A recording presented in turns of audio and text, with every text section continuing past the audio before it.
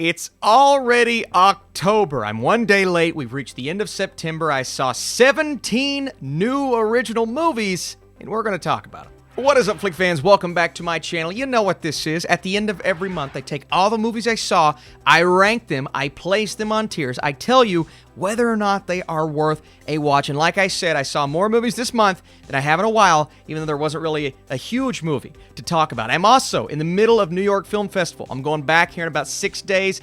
Don't want to talk about those movies just yet because some of them don't come out for a long time. But I do want to get into the first movie on this list. That's Pinocchio. By the way, if you're here and you enjoy this series, if you want more videos like this, drop that thumbs up. It helps this channel, and it helps me for some reason. You know what didn't help me? Pinocchio.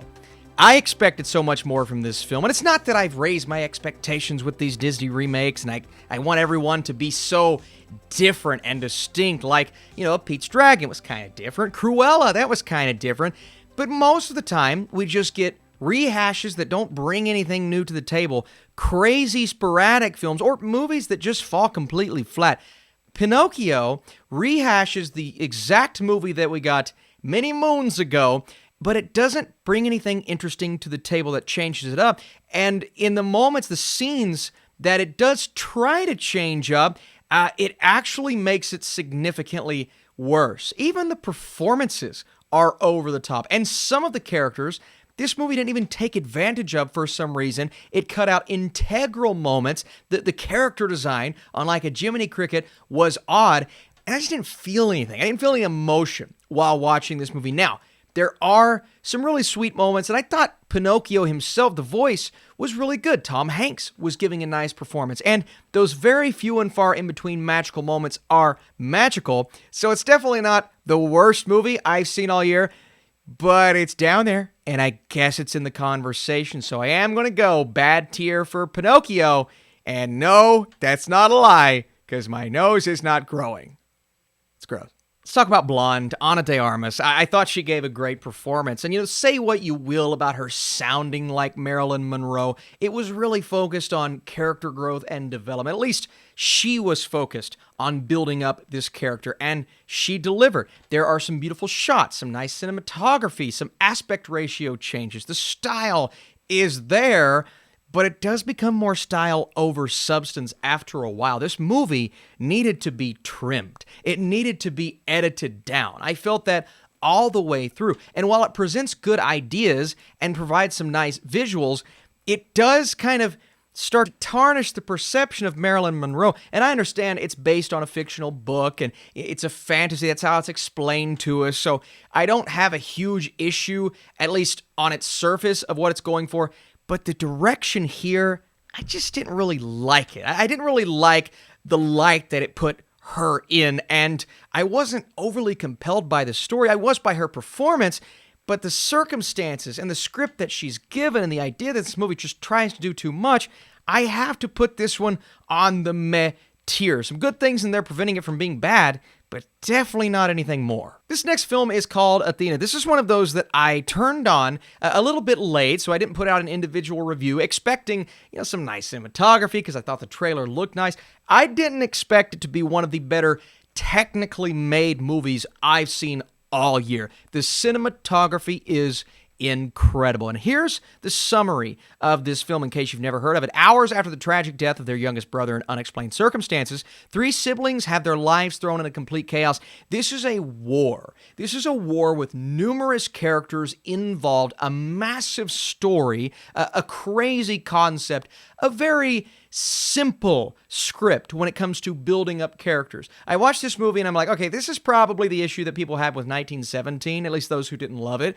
I didn't have that issue with that movie, but I kind of did with this film, right? They don't really build up the characters as individuals, and you don't get to know all that much about them, but following them on this journey into this war with these action scenes and the brutality showcased, visually, it was stunning, and it's definitely an experience that you want to have on at least a bigger TV screen, because it is a Netflix movie. I'm going to put this one on the good tier, a big surprise. Next up, See How They Run, another film I did not get to review, and the cast here is stacked. Saoirse Ronan, Sam Rockwell. The premise is really cool. Yeah, these plans for a movie version of the smash hit play come to a complete halt when one of the members of the crew is murdered. And you have these two main characters in Rockwell and Ronan that come in. They're trying to solve the crime, but the movie does something interesting. It's kind of playing on your perception of a murder mystery. We see them in a very distinct light, and this movie calls those things out as we go. It's very self-aware. Characters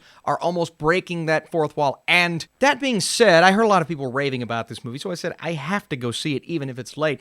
It didn't quite hit me in the way that it wanted to. I didn't really fall in love with any of the characters beyond our main two, and the chemistry is good. The performances are good, but I just wasn't overly compelled by the crime that they're solving. I love the fact that the movie is speaking on that crime, and it's telling us all of these cliches, and they're describing exactly what's going on in a really authentic way. So in that way, it's a distinct movie. It's unlike any I've seen in a while, at least in that genre. But I wasn't really attached to the murder itself, and the movie just kind of skims over a few things, and I didn't quite love that. Still, it was an experience that I'm glad I had, and I thought the cast was phenomenal. So I'm going to put See How They Run on the okay tier. Next up, Intergalactic, Inter spelled with an E. This movie is on Netflix. I just talked about it in a short review on this channel. And oh my God, the animation here. This is a movie from Kid Cudi. Kid Cudi brought this film to life. You have a great cast beyond Kid Cudi. And the surprise for me was Timothée Chalamet. I was watching this, I'm like, I didn't know Chalamet was in this. I saw Bones and All at the New York Film Festival. Then I see Timothée Chalamet in this film early Friday morning. And it was super, super incredible to look at. The visuals are stunning. I mean, beyond what I ever expected. It reminded me of Into the Spider-Verse. That's the obvious comparison, but just because you have that rotoscope style of animation with the textures and the backgrounds and the visuals, but it's a very adult film. It's not an adult film. It's just a film for adults. But it's definitely not one you want to watch with the kids, even though it's animated. We're speaking upon a romance, kind of a love story, someone who doesn't exactly know what he wants to do. Does he have room in his life for a relationship? Very simple, and it plays out in a simple way, but I didn't mind the simplicity. This was actually a pretty great film. It's also a short film at 90 minutes. Goes on the great tier. Billy Eichner in Bros. Bros is one of those movies that I didn't know what to expect because we get these rom-coms all the time. They're cliche, they're conventional. It's like, I've seen this. Why do I want to see this again? Well, this time, you have a film revolving around the LGBTQ community, but you also have a main character in Billy Eichner's Bobby who continues to call out kind of the tropes regarding how we and others perceive those types of movies and entertainment that is made. There's a really good Hallmark, an ongoing Hallmark joke in this movie that I found to be hilarious. And it's those types of jokes that carry throughout the movie to where it was surprisingly laugh out loud funny. Not just chuckles. There are times when I am laughing openly in the theater while watching this. And I'm like, I didn't expect that. I knew Billy Eichner would be good, and I love the chemistry between kind of the two leads here. It's a romance at its core, and it does get off to not a rough start, but a start that didn't get me overly enthused about the rest of the movie. But once it starts to call out the rom-com tropes, and as it goes, the story gets more creative.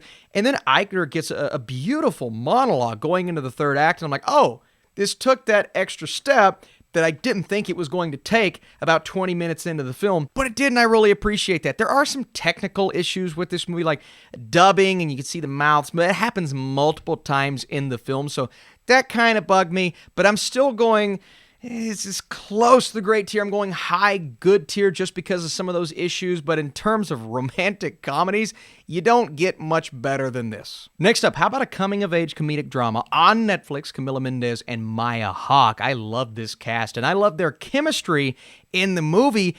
This is one of those films that I expected to be really bad because we have these standards on Netflix of these types of films, and they don't always go well, but this movie actually has some charm. It's about two lead characters who just keep going back and forth with each other, against each other, and they get this idea that they want to go after each other's bullies and do some revenge, but do it in a very secretive way. That's a cool concept, and all throughout the film, you get these impressively constructed, really intense moments where they're going after these people, but there's so many twists and turns in this film.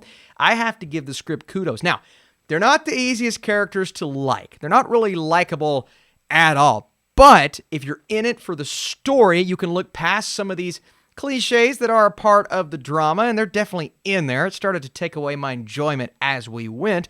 It's actually a fun little movie with really good performances, so I'm going to go do revenge on the OK tier. Hocus Pocus 2, I've seen some glowing reviews of this film. I've seen some scathing reviews of this film. I've also seen a little backlash, the standard backlash from audiences that the movie's woke and all that stuff. I guess not as bad as some of the other films this year. Listen, I had some fun with Hocus Pocus 2, but I will say right now, it doesn't quite have the magic because they're witches. It doesn't quite have the magic of the original. There's something missing from this film that the first had. I don't know if it's the supporting cast surrounding the witches, and I don't think the performances are bad here. I just don't know if these characters got a lot to do beyond just being part of the reason why they came back in the first place. There are things built up about them that they never explore in the film. But in terms of the Sanderson sisters themselves, they are awesome. They look the same. They act the same. Everything about them is exactly what you wanted. And I watched the movie for them. It's just as cheesy. I've seen some people say, well, this new movie's cheesy. Have you watched the first film? That's exactly what the first film is. It thrives off of cheese. I'm nostalgic. I love the first film because of the cheese. I don't think it's the best movie ever, but it's nostalgic. This new one, it's not going to quite have as much charm or nostalgia, but I think there's enough there to enjoy the musical numbers, the charm, and the surprising level of heart in the third act at the end of the movie. So I'm going to go OK tier for Hocus Pocus 2. The next movie is The Woman King.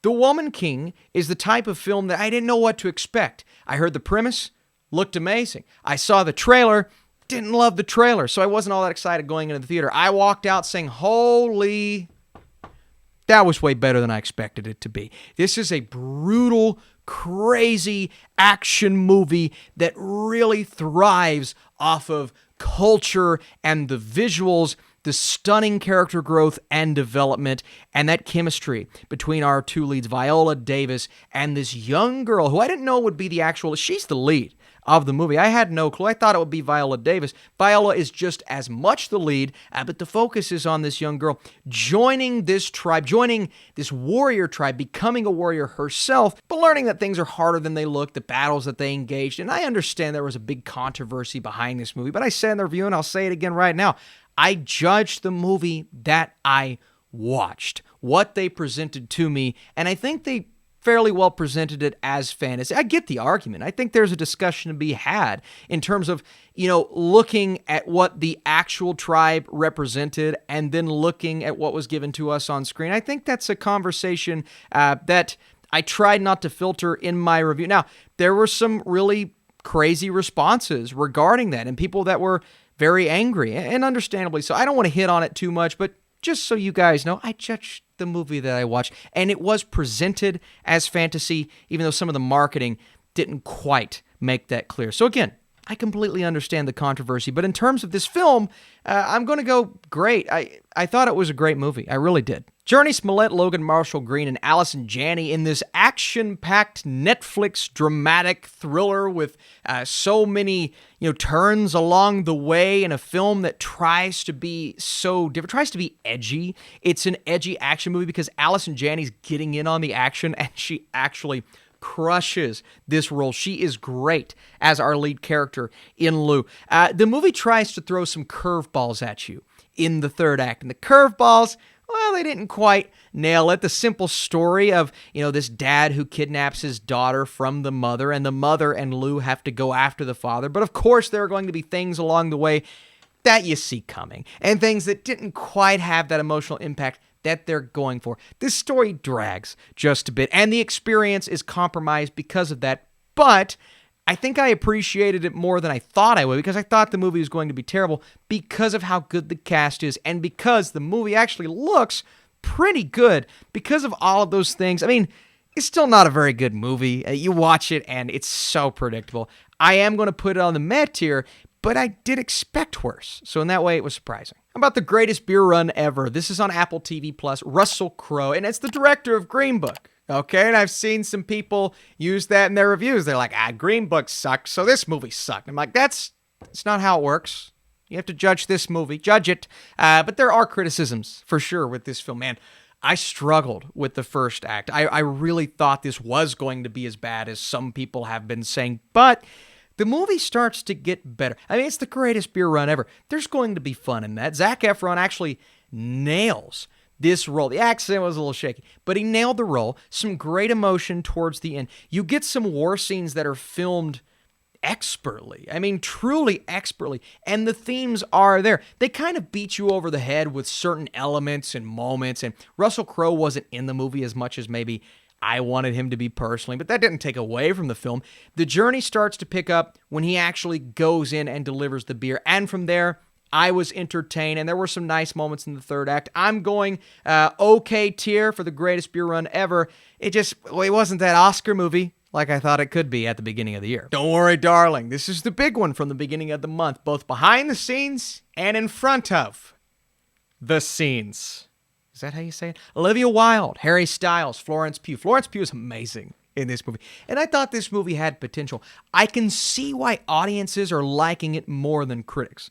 I can see that because it is different, because it is distinct. It has those, I don't want to make the comparison because it's kind of a spoiler. It has those vibes from other movies that we have seen. I guess I can say Twilight Zone type vibes, but it also takes that a step further and delivers on some really nice, intense moments. My big issue with this movie was all of the unanswered questions and storylines just left wide open. There are characters that are brought in, and we have an idea as to, what their role and intentions are, and I would have loved to have truly fleshed those things out. But instead of focusing on that in the third act, the movie wants to focus on the themes that are brought up, and that's understandable. I think those are things that it should be focusing on, but don't compromise the story because of that. Don't leave me asking 1,000 questions when the credits pop up on screen. And that's what was happening. I wasn't satisfied at the end of the film. It just kind of undoes all of the really great things that it was setting up. And there is a big twist that I simply didn't like. I saw some things about it coming, but even then, I just didn't like the route that it went. I thought it was poorly handled. So you bring all of those things together with really solid filmmaking at times, nice visuals, an amazing performance from Florence Pugh, and a story that worked for 2 acts. It winds up just being an okay film because the ending didn't deliver. I am going on that tier. The Munsters. I wanted to like this movie more. I saw the trailer and I hated it, but I said, you know what? There's actually some people on Letterboxd that are saying they like this movie, and even now it's not that horrible of a score. I feel like it. Nope. Didn't like it. I know other people liked it. I didn't like it. It just didn't work for me. It just looked cheap, and I get it. They're doing the 60s television show. They're bringing the 60s show back to life, but you have to have heart to do that. If you don't have heart, if you don't have a story that made any sense, it's just jumbled. It's not like I didn't understand the story. I got it. But none of it went together. It's just a bunch of ideas just thrown up on screen. And none of it feels like it goes together. It doesn't feel like a movie. It just feels like little tiny unfunny short films. It wasn't funny. I wasn't laughing. And if you're trying to go for that vibe and capture the 60s, even with the poor visuals, I'm okay with the poor visuals. If you give me something to latch onto with the story, it didn't do that. Now, the set design was really good. There were some other things that were really good. I have to go the lowest tier. I just thought it was bad. I thought it was awful. And as you can see, we're saving the horror-type movies for last. They're all in a row. I think it's been a great year for horror, but Jeepers Creepers Reborn is not in that conversation. This movie sucked. It sucked. I am usually one to mince words. I like to be respectful and honorable on this channel. And I appreciate the people involved with this film making a movie. Congratulations. You did it. It's just not one that I found any connection to. I think there are some good prosthetics, one or two reasonable scares. That's about it. Look, this is one of those movies you watch and you regret every second spent because it's cliche after cliche after cliche. They cut away any time they're giving us a brutal murder. It's like, oh, that could have been cool. It's like, imagine the Godzilla movie in 2014, and you know how they cut away a few times? They eventually go there, and it was great to see that. They cut away, and everybody's like, man, why do they do that?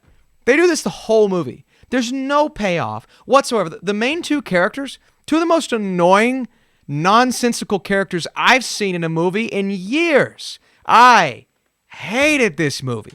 Let's put it on the awful tier. If there was one lower, we would do it. Georgiana Campbell, Bill Skarsgård, Justin Long. This is Barbarian. Zach Kreger, who I am a huge fan of, directed this movie, and my God, delivered one of the best first acts of a movie I've seen in quite some time. The build-up for this horror film was one of the best build-ups maybe I've ever seen in a horror movie. Now, it doesn't quite pay off. We'll talk about the third act, but Barbarian delivered some amazing scares, and the intensity and the imagery was so good. The cinematography, I was loving Barbarian. And then we get the second act, which, some people took issue with, Justin Long's storyline. I actually really liked it. I liked that it took a turn and it brought two stories into one, and it was going perfectly. Like, I had no issues until we get some of the ridiculousness of the third act. And the payoff itself was just so underwhelming. It went from what could have been top 5 movies of the year to one that I still thought was great because of how amazing the experience was up until that point. But I am going to go that great tier when I'm kind of disappointed it wasn't the awesome tier because of a lackluster third act and an underwhelming finale. And then we have Smile, yet another horror film, and this is a theme that it seems to be a trend this year with all movies, not just horror films. Another horror film where the third act didn't quite go off the rails as much as Barbarian, but in terms of it being underwhelming compared to the build-up, yeah, that was definitely the case for Smile. Now, I don't think the first two acts of Smile are as good as Barbarian, but they're still really good, and the themes that this movie was able to explore, it started out really promising, right? You're dealing with mental illness. You have this really creepy yet simple concept. It's just people smiling. How is that scary? But the way this movie's executed is rock solid from kind of start to finish. You have a third act that compromises what it was building up for.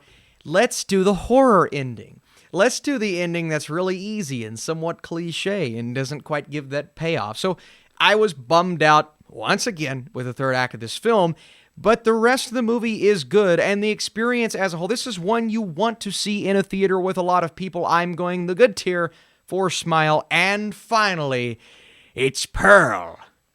Is that a good Mr. Krabs impression? Mia Goth. This is the Toni Collette of 2022. This is the Florence Pugh of 2022. A horror performance that people are going to look at and be like, wow, that was incredible. And then the Academy's just going to be like, what? Horror? What do we know about horror? Nothing. You know nothing. Why does the Academy always overlook these amazing horror movies? Every year. Hereditary, Midsommar, The Witch, if you want to say it's pure horror, The Lighthouse, and Pearl. Is it an A24 thing? Is that what we're doing here? I don't understand why they're going to.